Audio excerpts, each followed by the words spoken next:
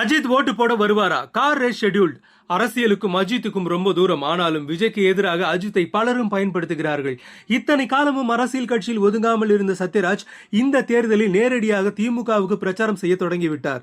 மேடையில் பேசிய சத்யராஜ், விஜய்க்கு கூட்டம் வருகிறது என்பது உண்மைதான், ஆனால் அஜித் வெளியே வந்தால் இதைவிட அதிகமாக கூட்டம் வரும் என்று விஜயை கடுப்பேற்றி இருக்கிறார். இந்த நிலையில் அஜித் ஓட்டு போட வருவாரா என்ற கேள்வி எழுந்துள்ளது. ஏனென்றால் அஜித் கடந்த ஒரு வருடத்திற்கு மேலாக கார் ரேஸில் தான் தீவிர கவனம் செலுத்தி வருகிறார். அதற்காகவே அவரது அடுத்த பட ஷூட்டிங்கும் தொடங்கப்படாமல் இருக்கிறது. சமீபத்தில் பெல்ஜியத்தில் நடைபெற்ற 24H serious GT3 Pro AM ரேஸில் 2ஆம் இடம் பிடித்து அஜித் சாதனை படைத்திருக்கிறார். இந்த வெற்றியை அஜித் டீம் உற்சாகத்துடன் கொண்டாடியுள்ளது.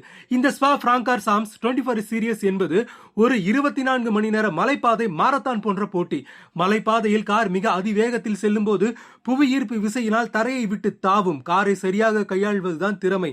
4 ஓட்டுநர்கள் இருப்பார்கள். இந்த கடினமான பந்தய பாதையில் இரவு நேர கடும் குளிரிலும் மழையிலும் 24 மணி நேரம் காரை ஓட்டுவது ரேசர்களின் சாதனை என்கிறார்கள்.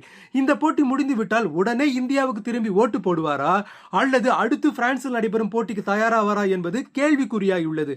அஜித்துக்கு தேசப்பற்று அதிகம். விஜய் தேர்தலில் நிற்கும் நிலையில் கண்டிப்பாக ஓட்டு போட வருவார் என்கிறார்கள்.